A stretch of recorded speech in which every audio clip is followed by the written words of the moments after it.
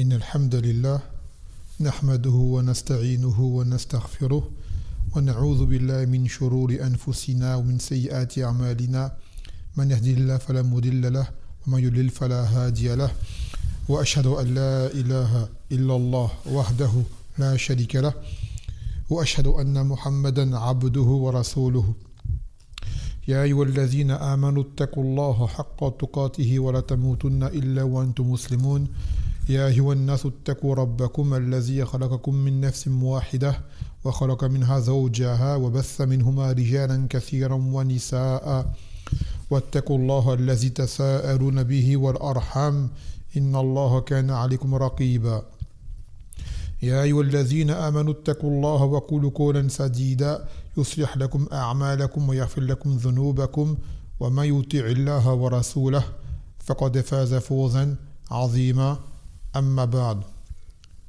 يا عباد الله. Tout d'abord, j'avertis, on n'est pas à l'abri qu'il y ait une coupure, comme ça m'arrive souvent. Donc, malgré tout, bismillah ta'ala, tout est vérifié, l'enregistrement est lancé, cela sera diffusé par la suite. Mais ceux qui me connaissent en privé, s'ils voient que le son coupe, qui n'hésitent pas à m'en faire part, par un message. طيب. Donc, comme convenu, كنت أحب أن أتكلم على موضوع مهم جدا فيما يتعلق بصفات أهل النفاق. Comme convenu, parler d'un sujet très important qui concerne de parler des caractéristiques des gens du nifaq. Alors je vais me baser en fait, je vais lire un passage du Sharh de Cheikh Saleh al-Sheikh Hafizahullah Ta'ala dans son Sharh du Kitab al-Furqan Bina Awliya ar-Rahman wa Awliya al-Shaytan de Cheikh al-Islam Ibn Taymiyyah. Il a un commentaire à ce livre qui est la différence entre les alliés de Rahman et les alliés de Shaitan. Et dedans, il y a un passage qui parle des munafiqin. Et il a fait une explication par rapport à un hadith que vous connaissez tous, mais qu'il est bon de se le rappeler pour nous-mêmes en premier lieu, car la chose qui faisait le plus peur aux Sahaba, c'était justement ce nifaq. Donc il nous revient à nous, à plus forte raison, d'en avoir peur également. طيب. أولا يعلم أن النفاق, ce qu'on appelle l'hypocrisie, على نوعين, deux catégories. D'accord. أولا, j'ai oublié de préciser, نعم عفوا, أن لغة, au point de vue linguistique, le nifaq, c'est pris de النافقة. Nafiqa sont les galeries que creusent les gerbois. Je crois que ça s'appelle comme ça. C'est les rats du désert. Les petits rongeurs dans le désert, ils creusent des galeries et ils apparaissent par la galerie à laquelle tu t'y attends pas. Par exemple, tu vois une galerie ici, tu crois qu'il est là, il va sortir de l'autre côté. D'accord. Donc le munafiq, dans le sens où tu ne sais pas par où il va arriver, car il se cache. Et le nifaq, كذلك من معنى إبطان أو إظهار خلاف ما يبطن. C'est le fait de faire apparaître le contraire de ce que l'on renferme. Donc c'est le même sens qu'en français. Un hypocrite. وهذا النفاق على قسمين. نفاق اعتقادي ونفاق عمدي. يعني الأكبر والأصغر. Le nifaq اعتقادي, c'est le nifaq qui est celui des munafiqoun, qui sont du kufr akbar, qui eux font apparaître l'islam et renferment en eux le kufr. Et ceux-là sont les pires des gens. Comme قال تعالى إن المنافقين في الدرك الأسفل من النار, que les munafiqoun seront au niveau le plus bas du feu. Et ces gens-là sont les gens les plus dangereux pour la communauté, car ils sont un ennemi interne. Et l'autre forme de nifaq, c'est le nifaq al-amali, yani al-asghar, c'est le nifaq, l'hypocrisie mineure, qui ne fait pas sortir de l'islam. Que la personne, justement, ça revient au sens qu'on disait tout à l'heure, qu'elle fait apparaître le contraire de ce qu'elle pense. Et moi, je voudrais viser ce nifaq-là dans ce ders-là. Car c'est celui qui touche principalement, on va dire, la Ummah en soi, parce que le munafiq, le nifaq akbar, n'est pas un musulman. C'est un musulman à la zahir, zahiran, lakin fi al-haqiqa wa kafir. Et moi, je veux ici plus faire un rappel pour des gens qui eux-mêmes s'accrochent à la religion, mais qui malheureusement peuvent être amenés à se parer de ces mauvaises caractéristiques. Waliyaz billah. فهذا الحديث هو حديث أبي هريرة متفق عليه.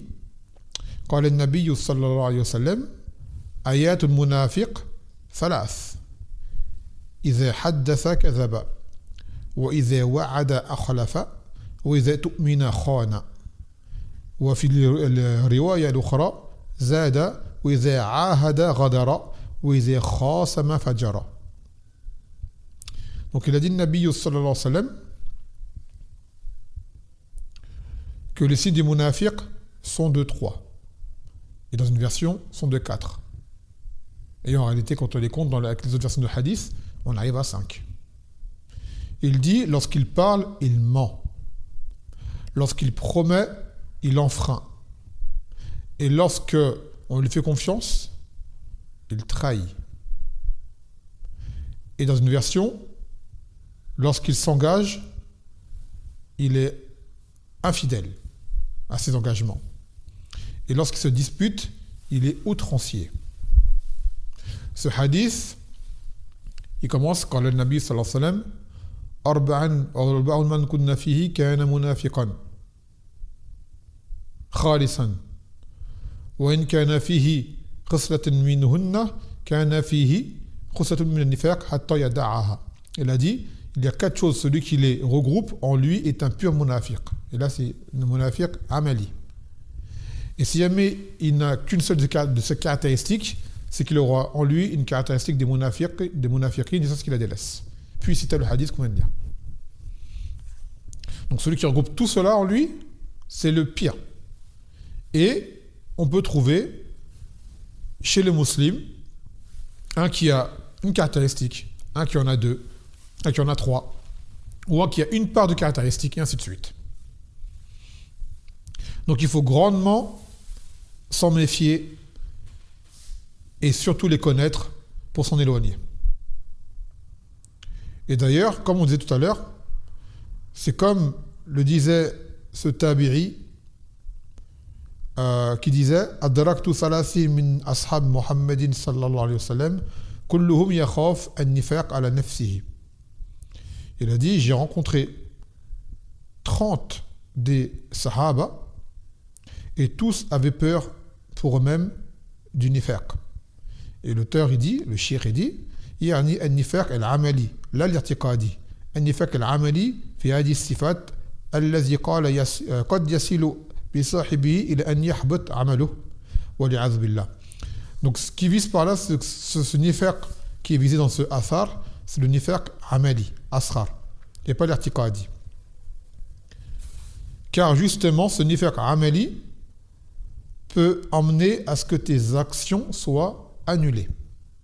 D'accord ?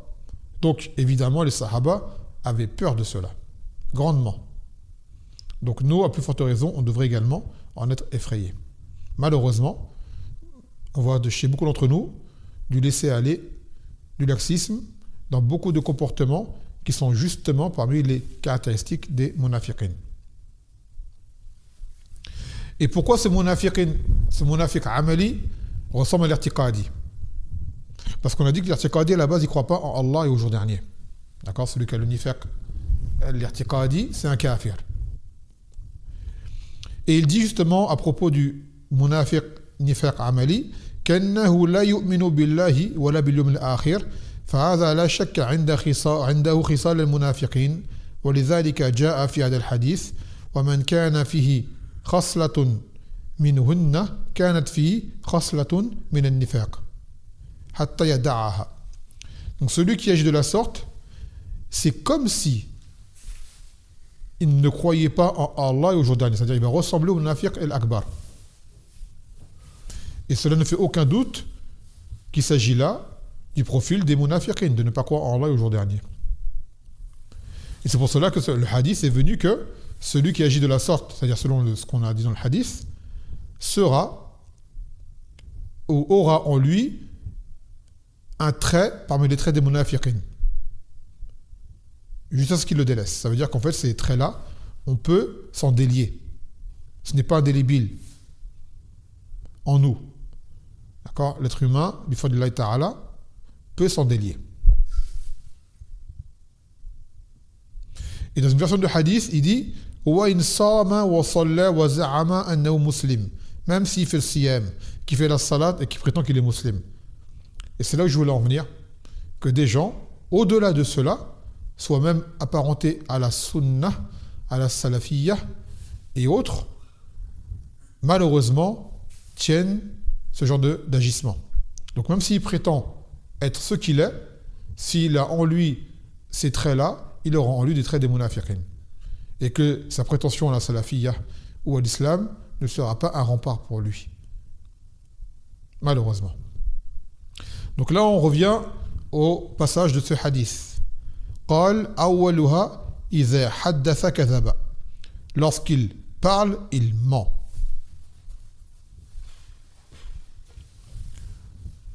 المؤمن صادق أولا مع ربه عز وجل إذا آمن وصدق مع المؤمنين إذ أعلن الإيمان وهو مبطن للإيمان. Pourquoi ? Parce que le mu'min, c'est quelqu'un qui est véridique. En premier avec son Seigneur, en qui il croit. Et cela va l'emmener à être véridique avec les autres croyants également. Car à partir du moment où il fait apparaître la foi extérieurement, c'est qu'il la renferme également intérieurement. أما المنافق فهو كاذب في الحقيقة في إظهار الإسلام وإبطان الكفر. فإذا كان كاذبا في هذا الأمر الأعظم يخادع الله عز وجل ويخادع الذين آمنوا فإنه لا غرابة أنه إذا حدث على الناس كذب في أي أمر لأنه في الأصل أو في أصل الأصول كذب على ربه وعلى الناس ويظن أنه يروج كذبه. Donc, ce munafiq qui fait apparaître l'islam et renferme le kufr, qu'est-ce qu'il fait lui ? C'est qu'il ment. Il ment à qui ? Il ment à Allah Azza wa Jal. Et celui qui ment à Allah Azza wa Jal, à plus forte raison, va mentir à sa créature. Celui qui trompe Allah, à plus forte raison, va tromper sa créature. Et ainsi de suite. Donc le mensonge est parmi les caractéristiques du munafiq. Car ce nifaq al-amali est malheureusement une passerelle menant au nifaq al-irtiqadi. Donc celui qui aura ce nifaq amali va mentir. Quand il parle, il ment. À savoir que le kadhib, le mensonge, est muharram dans l'absolu. Il n'est pas permis de mentir.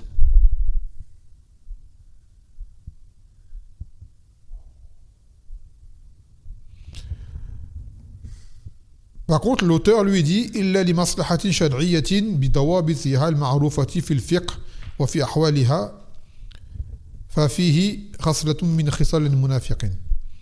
Et lui, il voit que, sauf pour un intérêt légiféré, dans les normes connues, dans le fiqh, et peut-être qu'il fait allusion à certains hadiths que lui voit comme étant authentiques, qui ne le sont pas, qu'il dit, ou une interprétation, lorsque le Nabi sallallahu alayhi wa sallam a dit que celui qui réforme entre les gens n'est pas un menteur. Par exemple, il va dire à un tel une parole, par exemple, toi, tu es en conflit avec quelqu'un, je viens de voir, et je veux dire, ce quelqu'un, il t'aime. Il a dit qu'il t'aimait. J'ai menti. Parce qu'il a dit qu'il te déteste. Et je me dis, quand je veux dire ça, toi, dans ton cœur, ça va s'apaiser, tu vas l'aimer. Et je fais une conciliation. Et en fait, non, tu ne peux pas mentir, même dans ce hal-là, mais tu dois faire des ruses. D'accord ? Un tel, je le connais, mathalan, il a dit ça, mais il ne le pense pas, au fond de lui, kaza, tu fais la réforme. Pourquoi ? Parce que si jamais toi tu mens, et qu'il s'avère qu'on apprend que tu mens, eh ben, tu seras pris comme un traître.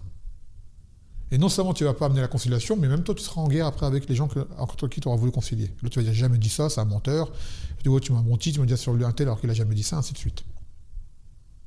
Et il y a aussi le mensonge, dans le hadith, de l'homme pour sa femme, pour ne pas la blesser ou autre. Et là, c'est pareil, ce n'est pas un mensonge wadih, c'est une tawriya. Tu fais des paroles suggestives, des sous-entendus qui amènent à penser une chose positive. Mais un mensonge pur, non, tu ne peux pas. Car le jour où tu as menti, elle va perdre sa confiance en toi. Le menteur ne fait pas confiance au menteur. Ainsi de suite. Donc le mu'min est une personne qui porte la vérité, et quelqu'un qui porte la vérité ne peut entacher sa retransmission par le mensonge. Car le jour où tu vas mentir, quand les gens vont dire toi tu mens, c'est que tu es capable de mentir sur Allah et son message également. Donc quand tu vas faire ton appel à l'islam, eh ben, tu pourras te faire recaler par les gens. وقال النبي صلى الله عليه وسلم إن الكذب يهدي إلى الفجور وإن الفجور يهدي إلى النار وإن الرجل لا يكذب حتى يكتب عند الله كذابا. Il a dit, le Nabi sallallahu alayhi wa sallam, que le mensonge mène à la débauche et que la débauche mène au feu et que l'homme ne cesse de mentir jusqu'à ce qu'il soit nommé auprès d'Allah comme étant un kazzab. Kazzab, c'est quelqu'un qui ment volontairement en continu. Donc le kazib va t'emmener, c'est un enchaînement d'événements. Tu vas commencer par un mensonge, puis un autre acte, jusqu'à ce que devenir une personne qui commet des turpitudes. Donc le mensonge, ça mène au fujur. Cette porte-là, il faut la fermer. Et quand سئل النبي صلى الله عليه وسلم أيكون المؤمن جبانا فقال نعم فقيل له أيكون المؤمن بخيرا فقال نعم فقيل له أيكون المؤمن كذابا فقال لا. Il a dit, est-ce que le croyant, le prophète sallallahu alayhi wa sallam a été interrogé, est-ce que le croyant peut être peureux? Il a dit oui. Est-ce que le croyant peut être avare? Il a dit oui. Il a dit, est-ce que le croyant peut être un menteur? Il a dit non. C'est-à-dire, c'est une chose normalement que le croyant ne peut pas faire, qui est de mentir.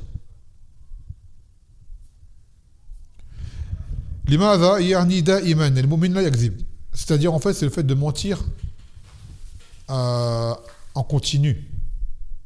Le hadith parle de quelqu'un qui a pour habitude de mentir quand il parle. Parce que ça peut arriver que tu mentes. Ce n'est pas bien. C'est mauvais. C'est muharram. Mais là, le hadith parle de quelqu'un qui, lorsqu'il parle aux gens, il ment. C'est-à-dire, il est habitué à mentir. Pour un oui, pour un non.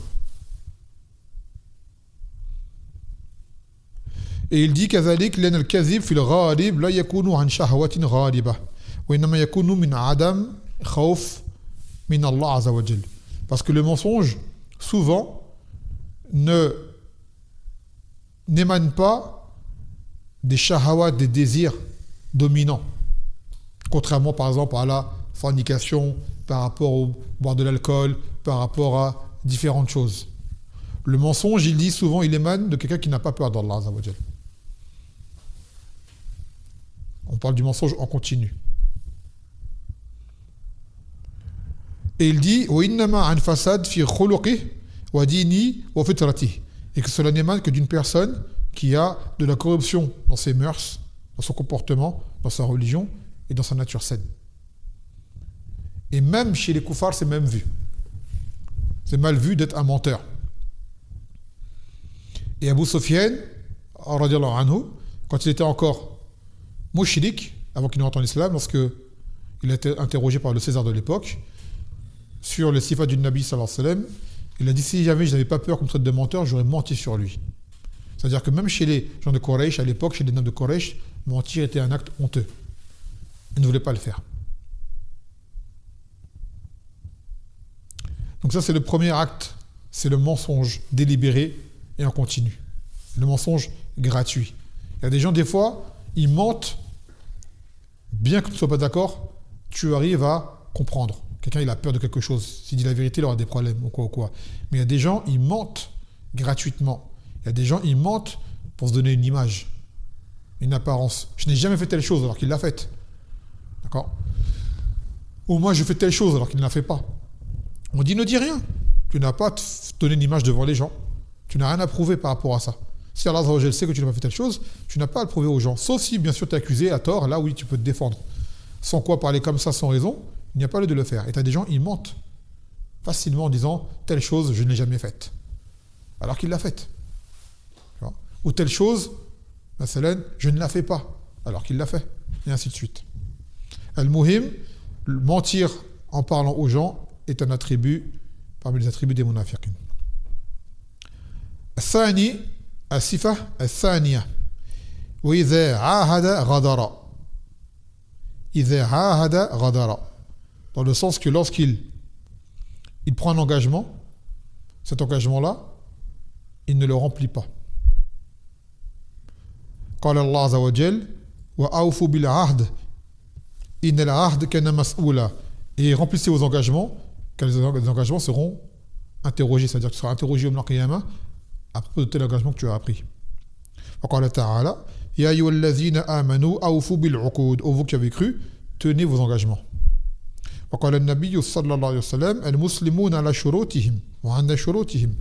Que les croyants, les musulmans, doivent se tenir à leurs conditions. Quand tu as mis des conditions, bien sûr dans le halal, qui n'annulent pas le droit et qui ne rendent pas une injustice légitime, alors à ce moment-là, ton engagement, tu dois le tenir. Tu dois y être fidèle, autant que possible.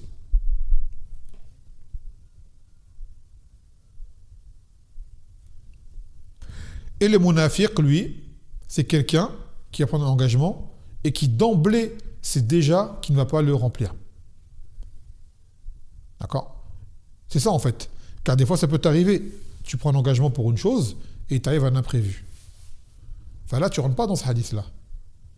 Mais là on parle de quelqu'un qui prend un engagement et il sait déjà qu'il ne va pas remplir sa parole, qu'il n'a pas tenu sa parole lorsqu'il a dit. فَهَذَا مِنْ صِفَاتِ الْمُنَافِقِينَ. قال ولهذا قال الله عز وجل وأوفوا بالعهد إن العهد كان مسؤولا, comme dans le verset qu'on a lu tout à l'heure. Parce que tout engagement que tu auras pris, tu devras en tenir compte Yawm al-Qiyamah. Tu seras interrogé. Et il dit, l'auteur, ولهذا صار أعظم الخيانة وأعظم النفاق أن يعاهد العبد الله عز وجل على شيء عهدا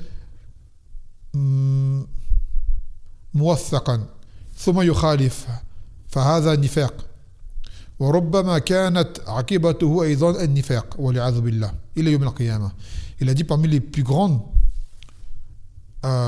trahisons des engagements, c'est l'engagement que tu as pris envers Allah subhanahu wa ta'ala sur une chose. D'accord? Tu as pris un engagement auprès d'Allah Azza wa Jal pour une chose et cette chose-là, tu ne tiens pas ton engagement. Et justement, cet acte pourra emmener à ce que tu sois atteint du nifaq par la suite jusqu'au Yawm al-Qiyamah. في القرآن يقول الله عز وجل ومنهم من عاهد الله لئن آتانا من فضله لنصدقن ولنكونن من الصالحين فلما آتاهم من فضله بخلوا به وتولوا وهم معرضون فأعقبوا نفاقا في قلوبهم إلى يوم يلقونه بما أخلفوا الله ما وعده وبما كانوا يكذبون. Parmi eux, il y en a certains qui ont pris un engagement auprès d'Allah que si Allah nous accorde sa grâce, nous allons, c'est-à-dire de ses richesses, nous rendre riches par exemple, nous allons faire l'aumône, nous serons du nombre des gens droits. Et lorsque Allah Azza wa Jal leur a donné de sa grâce, ils sont devenus avares et ont tourné le dos. Donc Allah Azza wa Jal les a châtiés par cela en les éprouvant par le nifaq dans leur cœur, jusqu'au jour où ils vont le rencontrer.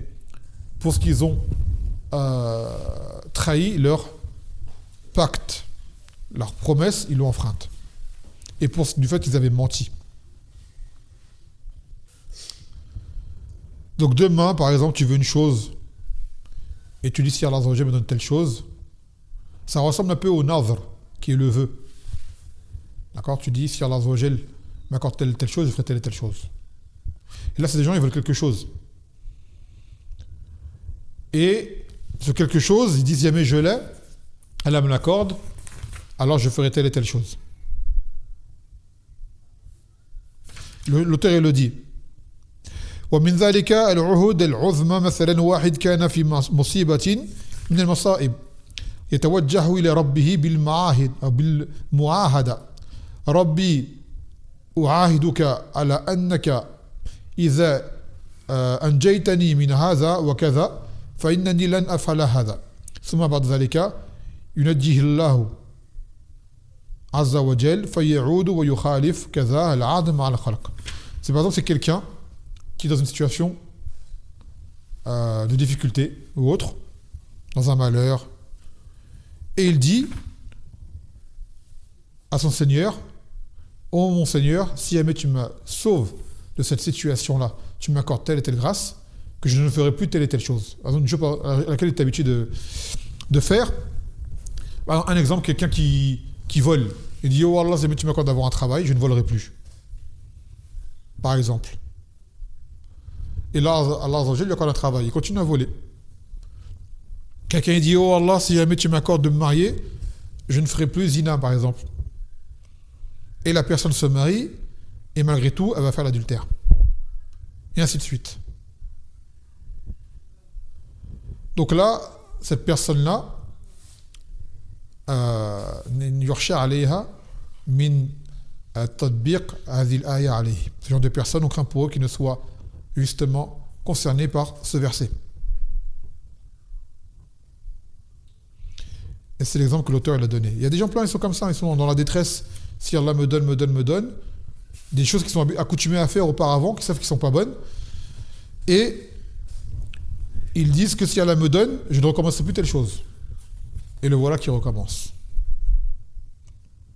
Après, tu as des gens, ils ont fait une tauba sincère. Malheureusement, ils ont craqué en fait. Là, c'est autre chose. Ils ont fait une tauba sincère, qu'ils arrêteraient, et malheureusement, ils n'ont pas fait les causes suffisantes. Ils sont restés exposés à cette chose-là. Ils ont fini par craquer et recommencer. Là, c'est autre chose. يقول إذن النفاق العملي من مظاهره أنه إذا عاهد غدر يعني عنده صفات الاستمرار وربما يحصل من المؤمن غفلة وربما يحصل من المؤمن ذنب ويغدر مرة أو لا يفي بالعهد لغربة الظلم في قلبه أو غربة شهوة ونحو ذلك ولكن لا يحصل منه دائما أنه لا يبالي بالعهود ولا يبالي بالعقود وهذه من صفات المنافقين. Donc maintenant il dit justement parmi les sifat du munafiq c'est que il enfreint, c'est-à-dire il ne tient pas sa parole, il ne tient pas ses engagements, il fait cela de façon continue. C'est une habitude chez lui de faire cela.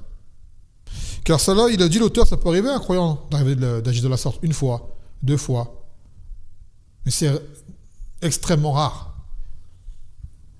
D'accord, il a une faiblesse ou ce genre de choses. Cependant, celui qui a pour coutume de faire cela, d'accord, alors lui, c'est parmi les caractéristiques du nifaq. Et il y a beaucoup de gens comme ça. Hein. Tu les vois dans des situations désastreuses dans leur vie, personnelle ou quoi, et ils ont une solution, ils la veulent, et une fois qu'Allah leur donne la solution, les voilà qui rejettent ce bienfait. Et ces gens-là ne t'attendent pas à avoir de bons résultats d'eux par la suite. Tu les vois, leur cas s'aggrave encore plus.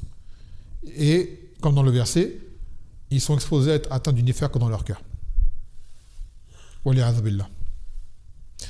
Qal, l'autre sifat après, وَإِذَا وَعَدَ أَخْلَفَ. Lorsqu'il promet, il enfreint. Lorsqu'il promet, il enfreint. Donc là, c'est une personne qui va promettre, et en promettant, il sait d'emblée qu'il ne va pas tenir sa promesse. D'accord ? C'est pas le cas de quelqu'un qui a promis une chose, et malgré lui, il n'a pas pu aller jusqu'au bout de sa promesse. Il lui arrive quelque chose, un imprévu ou quoi. Là, c'est quelqu'un, il te promet, par exemple, une chose pour t'endormir, pour t'escroquer, pour t'enjoliver quelque chose et autres.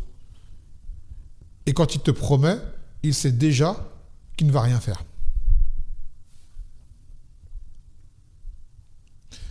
Et il a dit le Nabi sallallahu alayhi wa sallam, la tumari akhak, wa la tumazi'hu, wa la ta'iduhu mu'idatan, fatukhlifahu.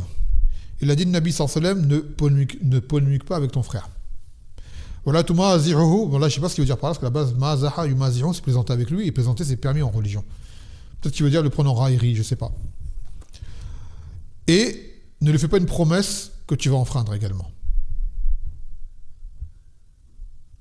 Yani, حين تعيد إذا كنت تعيد لأجل أن تتخلص من ذلك من الذي أمامك وأنت في قرارة نفسك أنك بوعدك ستخلف.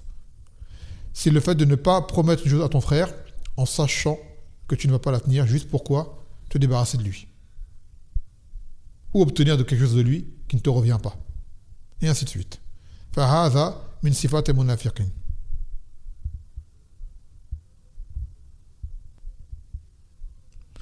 Et ici, tu as un athar justement de Abdullah ibn Omar, ibn Amr عفوا, Abdullah ibn Amr, قال لما حضرته الوفاة قال انظروا فلانا لرجل من قريش فإن كنت قلت له في ابنتي قولا كالشبيح ردة وموحب أن ألقي الله بثلث النفاق وأشهدكم أني قد زوجته.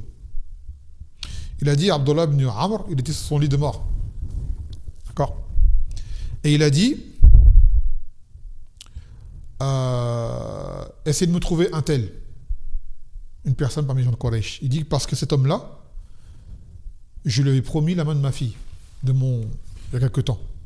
Et je n'ai pas envie de mourir, d'accord, sur un tiers du nifaq, c'est-à-dire le fait que j'ai fait une promesse et que je ne la tiens pas.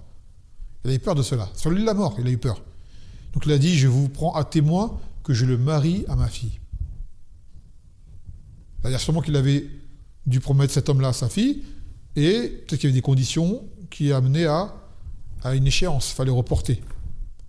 D'accord. Mais là, comme il a vu qu'il allait mourir, et qu'il avait promis à cet homme qu'il allait lui marier sa fille, et qu'il craignait de mourir, et que les gens ne le savent pas, et que finalement sa fille se marie avec quelqu'un d'autre, et que lui passe pour une personne qui fasse des promesses inutiles et vaines, il l'a dit devant tout le monde, il l'a marié. Alors que le prétendant était absent et que la fille était absente. Il a dit, Ushidukum anni qad zawajtuhu. Je l'ai marié à ma fille. وقد أثنى الله عز وجل على نبيه إسماعيل صلى الله عليه وسلم بأنه كان صادق الوعد يعني هذه من خصال أهل الإيمان وأنه إذا وعد جاهد نفسه أن يفي بالوعد.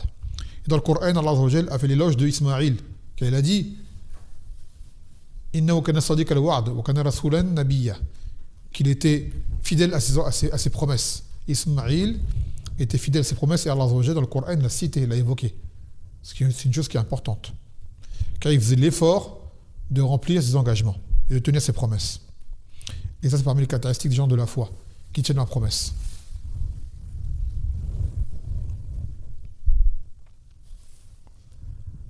ثم قال الخصلة الرابعة, la quatrième caractéristique. من إذا خاصم فجر, lorsqu'il se dispute, il devient outrancier, il dépasse les limites. لا يبالي من يخاصمه إذا صارت بينه وبين أحد خصومة. ليس عنده باب للمعاذير, ليس عنده باب للمغفرة, ليس عنده باب للتؤادة, بل فجر في خصوماته وأتى بكل شيء بما له علاقة بالخصومة أو ليس له علاقة بالخصومة ويختلف معه أحد في أمر فيما بينهما في العمل. On va lire ça après. Par exemple, c'est quelqu'un qui n'en a rien à faire de son opposant. Lorsqu'il rentre en litige avec quelqu'un, il ne cherche pas à l'excuser, trouver des excuses, il ne cherche pas à pardonner ou à concilier. Et il cite tout ce qu'il peut citer contre lui, que cela ait un lien avec le sujet de discorde ou pas. D'accord ? Par exemple, toi, tu as un désaccord avec un frère sur un commerce. Tu as fait un commerce avec lui. Et il s'avère que ce commerce s'est mal passé par rapport au prix, par rapport à la qualité de la marchandise, et ainsi de suite. Et toi, Messelen, tu commences à critiquer ce frère. Tant que ça reste dans le cadre de ce commerce, Messelen, et que ta parole est légitime, tu es parti vers quelqu'un qui peut arranger, si ça n'a pas abouti, d'accord. Mais là, tu arrives au stade où quoi? Tu commences à dire tout ce que tu sais sur lui, sur les choses qui n'ont rien à voir avec le commerce. D'accord? De toute façon, lui, je le connais, c'est ceci, c'est cela, c'est ceci, c'est cela. Tu as des choses qui n'ont rien à voir avec le commerce. Et même des choses qui n'ont rien à voir avec lui, que tu mens sur lui. Là, c'est quoi ton but? Ce n'est plus de régler le problème du commerce, c'est de le salir. Tu veux le salir aux yeux des gens, car tu es en conflit avec lui. Donc ça, c'est parmi les sifat des munafiqin. Il dit par exemple, quelqu'un, il a une discorde, une querelle avec un collègue au travail. Et qui connaissent des secrets de cette personne-là. Il sait des choses qui sont liées à cette personne-là qui n'ont rien à voir avec le travail. Et bien qu'est-ce qu'il va faire? Par exemple, il va lui faire perdre son travail ou quoi, et c'était des choses qui n'ont rien à voir. Par exemple, tous les deux, ils ont un poste qu'il aurait promis, et c'est l'autre qui a eu le poste. Il va faire quoi l'autre pour se venger? Il va commencer à le salir. Il va dire, ce poste, c'est moi qui le mérite, de toute façon, lui, je le connais, il frappe sa femme, il fait ça à ses enfants, il fait ci, il fait ça, il fait d'accord. Mais le travail, là, lui, ça n'a rien à voir tout ça. Tu vois ce que je veux dire? Ce que je cite là, ça n'a rien à voir avec ce qui est là. Non pas pour défendre l'erreur, mais pour dire, c'est quoi ton intérêt de dire tout ça là maintenant? En plus, ça fait longtemps que tu es peut-être au courant, et tu l'as caché, maintenant tu le dors, ou tu le dis, ou alors c'est même pas vrai, tu inventes une chose, juste pourquoi? Pour le salir, parce qu'il a obtenu quelque chose que toi tu voulais, donc tu es en concurrence, rivalité avec lui, et tu veux le salir. Salir son image. Et il va parler sur lui, ils font ça sur les réseaux sociaux, tu vois, quand ils ont quelqu'un qu'ils n'aiment pas, ils vont parler sur lui, dire des choses qui n'ont rien à voir, mentir. C'est quoi leur but? Se venger d'une chose que tu leur as faite, ou qu'ils pensent que tu leur as faite. D'accord. Dès que les gens parlent en bien de toi, toi tu viens pour salir la personne. Non, je le connais, il est comme ci, comme ci, comme ça. Des gens qui n'ont rien à voir. Alors que dire des gens qui sont, à la base, écrire ça en public, des gens qui ne te connaissent peut-être même pas, qui vont te connaître par ce genre de mensonge. Donc ça, ce genre de comportement, d'accord, c'est parmi les sifat des munafiqin. Lors des disputes différents, tu te mets à citer tout n'importe quoi, à mentir dans le but de salir la personne, de dénigrer la personne, de rabaisser la personne, et ainsi de suite, de l'insulter, ce qui s'ensuit. Et tu verras souvent ça dans les vengeances. Et t'en as, ils cachent ça sous couvert de religion. Par exemple, t'en as, ils veulent dire qu'ils vont réfuter quelqu'un, alors qu'en réalité, c'est pas le djinn qu'ils veulent. C'est pas réfuter qu'ils veulent. Ils veulent juste légitimer leur attaque envers cette personne-là en essayant de trouver des erreurs pour pouvoir parler sur lui en public. Alors qu'il n'y a rien à voir. D'accord? Ou alors s'il y a des erreurs, elle ne mérite pas tout ça. Ou alors qu'il n'y a même pas d'erreur, tout simplement. C'est tout simplement toi que la personne, tu ne l'aimes pas et tu n'arrives pas à tenir ta langue ou autre, il faut que tu la salisses pour te venger d'elle. فهذا من صفات المنافقين. الخصلة الخامسة, maintenant la cinquième sifat, mais elle n'est pas dans le hadith, du moins elle est dans l'autre version du hadith. إذا تؤمن خان, lorsqu'on lui confie quelque chose, on lui confie un dépôt, une amana, il la trahit. Il la trahit. Et là, c'est un verbe qui est très large. Le fait de trahir al-amana. Il dit al-amana ma'naha wa'asiya fi shari'a wa a'la al-amana at-taklif. Il a dit al-amana, le dépôt, la chose qu'on te confie, c'est un sens qui est très large en religion. D'accord? On va aller comme ça. Et il dit, et le plus haut niveau de amana qu'il soit, c'est le taklif. C'est quoi le taklif? C'est la charge religieuse. Par exemple, un mukallaf, en islam, un mukallaf, c'est celui sur qui s'appliquent les charges religieuses. C'est-à-dire celui pour qui, lorsqu'il agit en mal, il a le péché, lorsqu'il agit en bien, il a la récompense. Les obligations sont obligatoires, les interdits sont interdits. D'accord? Et il a dit وهي التي جاءت في قول الله عز وجل إنما أو إنا عرضنا الأمانة على السماوات والأرض والجبال فأبين أن يحملنها وشفقنا منها وحملها الإنسان إنه كان ظلوما جهولا. Dans le Coran, là, il a dit que nous avons exposé la amana. C'est quoi la amana ici? C'est les charges religieuses. Le fait d'appliquer la religion. Donc nous avons exposé cette amana aux cieux et à la terre et aux montagnes. C'est-à-dire l'islam leur a été proposé. Et ils ont refusé. D'accord? Sachant justement les conséquences, la grandeur. Ce que cela implique d'accepter cette charge.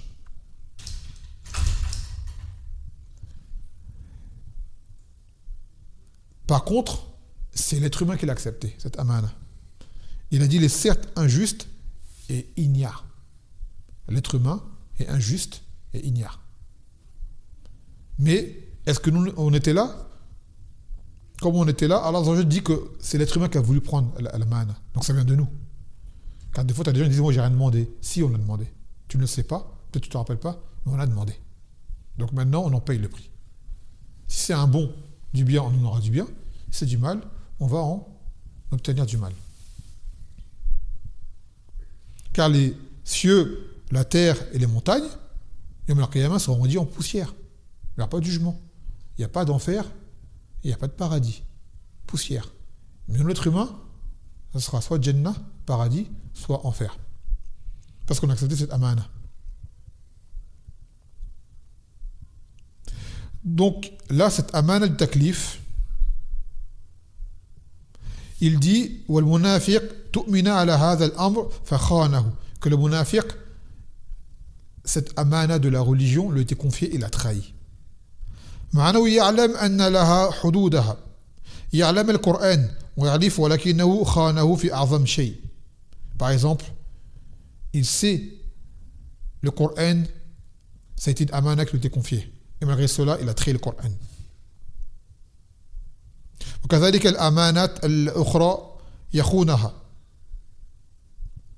الله عز وجل في التكليف يتأمنك على توحيده. Par exemple, Allah عز وجل t'a confié le tawhid. C'est une amana de l'unifier dans l'adoration. ويتأمنك على عدم الشرك به. Et il t'a chargé de ne rien lui associer. والبراءة من الشرك وأهله, et de te désavouer du shirk et de ces gens. وتأمنك على كفر بالطاغوت, et t'a confié la charge de mécroire au tarout. وبالإيمان بالله, et t'a chargé de croire en Allah Azza wa Jal. Donc là on voit que la plus grande amana c'est le tawhid. Appliquer le tawhid, délaisser le shirk, s'en éloigner, c'est la religion de l'islam. Donc ce dépôt-là nous a été confié. Et les seuls qui s'y tiennent, ce sont les musulmans muwahhidoun. Allah nous a confié également tous nos membres, nos organes, pour les mettre au service de la religion. Est-ce que ce dépôt, on l'a trahi ou on a été fidèle? Allah nous a confié l'argent. Comment est-ce qu'on s'en sert? Comment est-ce qu'on le dépense? Comment est-ce qu'on le gagne? Et ainsi de suite. Allah t'a confié le dépôt des enfants, de la famille. Comment t'es-tu chargé de ce dépôt? Tes enfants, comment tu les as eu déjà? Dans le halal ou dans le haram? Comment tu les éduques? Sur quoi tu les éduques? Et ainsi de suite. Ta femme, les droits que tu lui rends, les devoirs que tu as envers elle, ainsi de suite, par rapport à ton foyer. Et la femme, pareil. Qu'en est-il de cette amana qui lui a été confiée, de son foyer à elle, de son époux, de ses enfants, et ainsi de suite. Donc l'homme injuste et tyran envers son épouse, ses enfants, aura trahi cette amana parmi les sifat des munafiqin. Et la femme, par exemple, également, irresponsable et immature, irrespectueuse, par exemple, elle ne s'occupe pas du foyer, ou ces femmes, par exemple, qui ont le divorce à chaque fois pour rien du tout, et qui détruisent leur foyer à cause de leur demande de divorce, manque de patience, elle sépare le père de ses enfants, et ainsi de suite. Et elle détruit la famille. C'est une amana. Et là, on parle bien sûr des demandes illégitimes. Ça, c'est khiyanat al-amana, une trahison du dépôt. يقول وهذا كله تكليف عظيم ولكن المنافق لا يأباه ويفعل ما يشتهيه ويفعل ما يهواه ولا يراعي أحكام الشريعة. Donc tout cela c'est parmi les amana, c'est le taklif. Et que le munafiq il n'en a rien à faire. Il fait ce qu'il entend, ce qu'il veut, ce qu'il aime, sans prendre en compte les règles de la sharia. L'innovateur a trahi la amana de la sunna. Ceux par exemple qui se disent musulmans non pratiquants, ont trahi la amana. Et ainsi de suite. Le musulman domestique de maison. Vous savez, avant, chez les Noirs, à l'époque de l'esclavage, il y avait l'esclave qui était chargé des tâches extérieures, les plus dures, et tu avais l'esclave qui était taché des tâches domestiques. Lui était un peu plus proche du maître, dans la maison. D'accord ? Lui s'occupait de faire à manger, de nettoyer, et ainsi de suite. On appelait ça l'esclave de la maison, le nègre de la maison. Et lui, pour avoir ces privilèges de dormir dans la maison, de bien manger, d'être habillé, et que son maître le traite bien, qu'est-ce qu'il faisait ? Il négligeait ses pères, qui eux étaient dehors, et s'occupaient de faire les autres charges qui étaient plus difficiles. Et se voyait proche de son maître. Au point de défendre son statut d'esclave par rapport à cela. Alors que les autres, ils voulaient quoi ? Être libérés. Car ce qu'ils subissaient était trop pénible. Et bien lui, on l'appelait quoi ? Le nègre de maison. Est-ce qu'aujourd'hui, c'est une expression qu'on emploie ? D'accord ? Et bien on a également le musulman de maison, domestique. C'est lequel ? Celui qui veut absolument plaire au kuffar, qui veut absolument s'intégrer, quitte à rabaisser ses frères, quitte à dénigrer des règles de la religion. Dire tout le temps l'islam c'est pas comme ça, l'islam ceci, cela. Tu vois.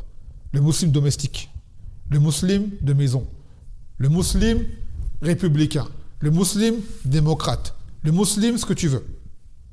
Mais c'est pas le musulman de l'islam. Tu as également, parmi les gens qui ont trahi la amana, tu as ces féministes qui ont trahi la amana de la féminité, la vraie féminité qu'Allah Azza wa Jal leur a donnée. Et parmi elles qui ont du nifaq, celles qui se cachent sous la sunna, sous l'islam et la salafiyya, sous le hijab, et qui en réalité renferment en elles des idéologies féministes qui indirectement montrent une insatisfaction par rapport aux règles de la religion. Et tu les vois avoir encore plus de haine envers ceux qui appellent à ces règles-là et les prennent en ennemis. Et comme on disait dans le verset, nous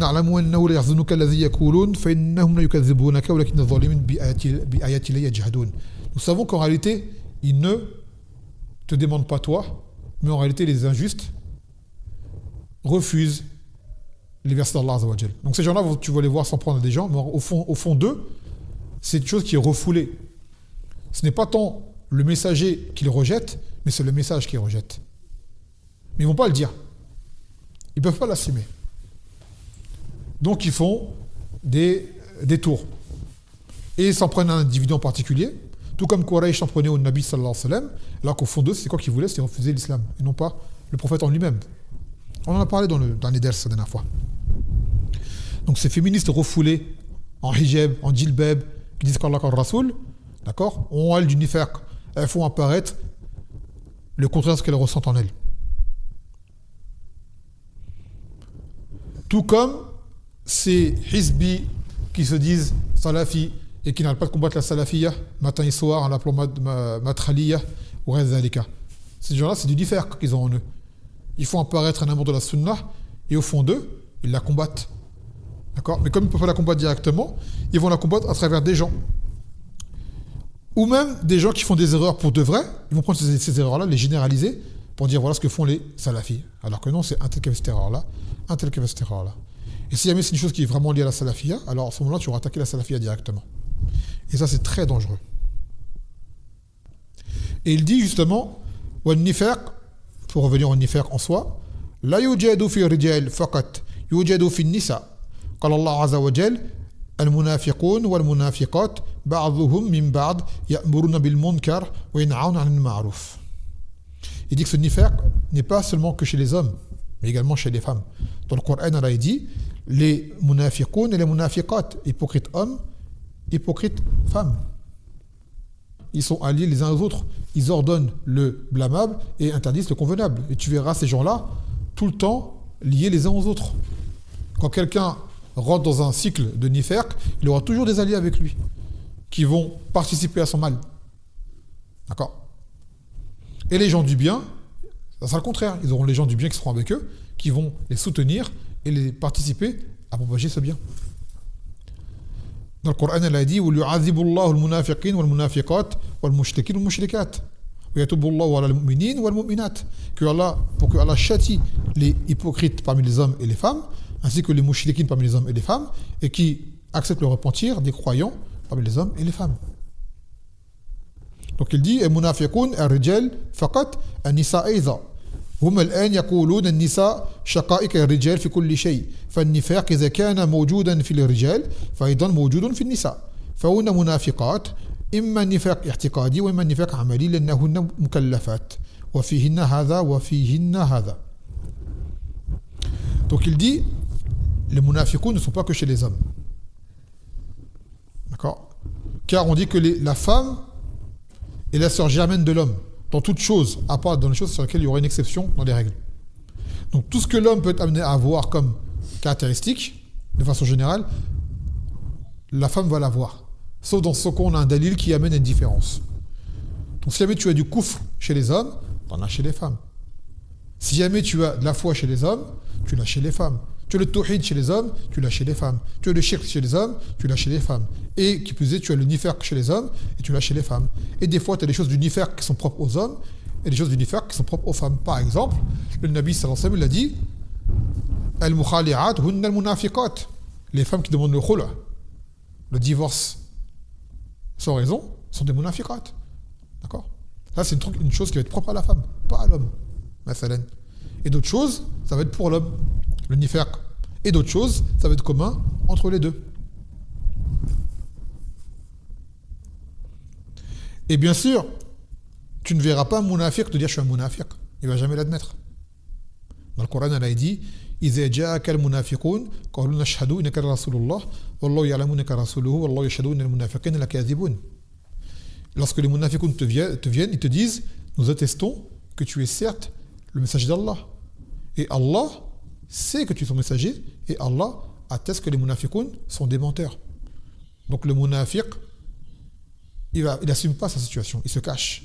C'est pour ça que dans le Coran, il dit يَحْسَبُونَ كُلَّ صَيْحَةٍ عَلَيْهِمْ هُمُ الْعَدُوُّ فَاحْذَرْهُمْ قَاتَلَهُمُ اللَّهُ. Ils pensent que tout est lié contre eux. Dès qu'il y a un truc qui part, tu vas dire une parole ou il va se sentir visé. Pourquoi est-ce qu'il a peur d'être dévoilé en fait ? Le munafiq craint d'être dévoilé, car il est dans le mensonge constant et ne veut pas être dévoilé. Donc qu'est-ce qu'il fait ? Il te fait apparaître une image acceptable. D'accord ? Il se fait passer pour quelqu'un qui veut du bien. Et quand il va te faire son mal, il va faire ce couvert de justice. Ce couvert de justice, que ce qu'il fait, c'est pour la justice, c'est pour l'islam, c'est pour la sunna, c'est pour la salafiyya, c'est pour telle et telle cause, d'accord ? Alors qu'en réalité, son intention est tout autre. Taïb. Donc maintenant, ce nifaq, la façon de le repousser, c'est le tawhid. C'est l'ikhlas. Ou al-muhasaba al-nafsiyya. Se remettre en question soi-même, chacun. Et déjà avoir peur du nifaq. Et c'est l'opposé des caractéristiques citées. C'est être véridique quand tu parles. C'est être fidèle à tes engagements. C'est tenir tes promesses. Et c'est être équitable même lors de la rivalité. Que tu sois en rivalité avec ton pire ennemi ou autre, tu te comportes avec lui de façon équitable. Et parmi les choses qui font pousser un nifaq fil qulub, il a dit Ibn Mas'ud, an al-ghina tunbit an nifaq fil qulub kama tunbit al-ma' al-'ushm. que la musique, écouter de la musique, fait pousser le nifaq dans le cœur, tout comme l'eau fait pousser l'herbe. Écouter de la musique, c'est parmi les causes qui amènent le nifaq. Il faut faire très attention à ça. La musique, les films, toutes ces choses-là. Ou alors s'intéresser à des idéologies qui sont contraires à celles de l'islam. S'intéresser aux koufars beaucoup trop, ça va t'amener à les aimer. Et aimer les koufars va t'amener à avoir moins d'amour pour les musulmans. Ça va t'amener au nifaq. Commencer à pencher pour eux, d'accord, et t'éloigner de tes frères et de tes sœurs. Tout cela. Le Coran a dit wa'tasimu bihablillahi jami'an wa la tafarraqu. Et accrochez-vous tous à la religion d'Allah Azza wa Jal et ne vous divisez pas. Donc il n'y a pas d'autre solution si ce n'est que celle de l'islam. Appliquer un islam authentique, sincère et aussi autant que possible. Fattaqullaha mastata'tum. Craignez Allah autant que vous le pouvez. Il a dit le Nabi sallallahu alayhi wa sallam wa ma amaratukum bihi fatu minhu mastata'tum. Ce que je vous ai ordonné, faites-le comme vous le pouvez. Mais le faire sincèrement. Le faire sincèrement. Et de là, on peut trouver justement des solutions pour éviter d'être entaché par son nifaq. Car le nifaq, il vient petit à petit. Les péchés également sont des causes qui mènent au nifaq. Et le nifaq, il ne vient pas d'un coup. Il vient petit à petit pour finir par s'installer dans le cœur de la personne et peut-être même en arriver à un nifaq irtiqadi. Wali'adhu billah. نسأل الله يعصمنا من هذا النفاق وأن يوفقنا ويثبتنا وأن يرينا الباطل باطلا والحق حقه فسبحانك وبحمدك لا إله إلا أنت أستغفرك وأتوب إليك والسلام عليكم ورحمة الله وبركاته.